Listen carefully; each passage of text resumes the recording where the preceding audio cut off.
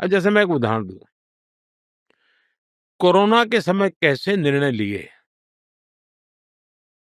अब मुझे Nobel prize winner मिलते हैं, इकोनॉमी में भाँत-भाँत के मुझे उदाहरण देते थे, फलाने देश ने ये कर दिया, ढिकने देश ने ये तुम भी करो, तुम भी करो। सब बड़े-बड़े इकोनॉमिस्ट बुला कर के मेरा सर खपाते थे। पॉलिटिकल पार्टियाँ मुझे प्रेशर करती थी, इतना पैसा दे दो, इतना पैसा। मैं कुछ करता नहीं था, मैं सोचता था, मैं क्या करूँगा? और फिर मैंने मेरी अपनी मेरे देश की परिस्थिति के अनुसार को निर्णय किया। मैं गरीब को भूखा सोने नहीं दूँगा। मैं रोज़मर्रा की आवश्यकता के लिए सामाजिक तनाव पैदा नहीं होने दूँगा। ऐसे कुछ मेरे मन में भाव तय हुए। सब दुनिया तो लॉकडाउन में पड़ी थी। इकोनॉमी पूरी तरह दुनिया की बैठ चुकी थी। दुनिया मुझ पे प्रेशर करती थी कि खजाना खाली करो, नोटों छापो और नोटें देते रहो। इकोनॉमी कैसे करो?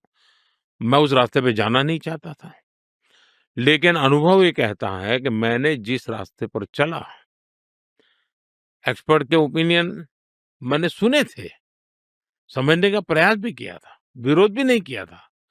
लेकिन मैंने मेरे देश की परिस्थिति, मेरे अपने अनुभव, उन सबको मिला करके, मिश्रण करके जिन चीज़ों को डेवलप किया और जो व्यवस्थाएँ खड़ी की उसके कारण दुनिया ने जो इन्फ्लेशन की मुसीबत झेली इमीडिएट आफ्टर कोविड, मेरे देश ने नहीं झेली।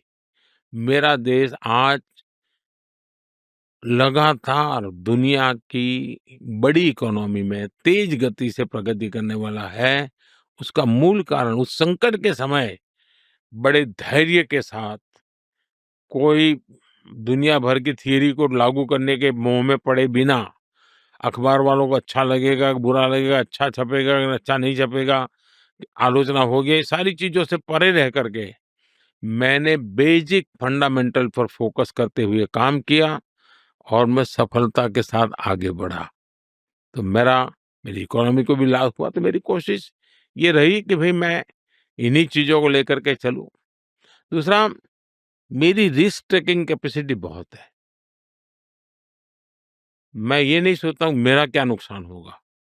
अगर मेरे देश के लिए सही है, मेरे देश के लोगों के लिए सही है, तो मैं रिस्क लेने के लिए तैयार रहता हूँ।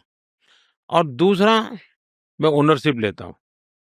मानो कभी कुछ ऐसा भी हो जाए गलत, तो किसी के सर पे डाल नहीं देता।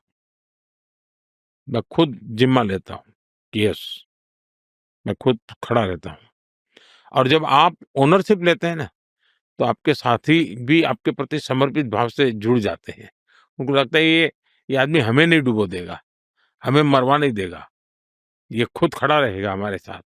क्योंकि ईमानदारी से निर्णय कर रहा हूँ, मेरे लिए कुछ नहीं कर रहा हूँ। देशवासियों की गलती हो सकती है, मैंने देशवासियों को पहले कहा था भई मैं इंसान हूँ, मेरे से गलती हो सकती है। बद इरादे से काम नहीं करूँगा। तो वो बातें सब तुरंत वो देखते हैं कि यार मोदी ने 13 में ये कहा था, अब ये हो गया है लेकिन उसका इरादा गलत नहीं होगा। वो कुछ अच्छा करना चाहता होगा, नहीं हुआ होगा।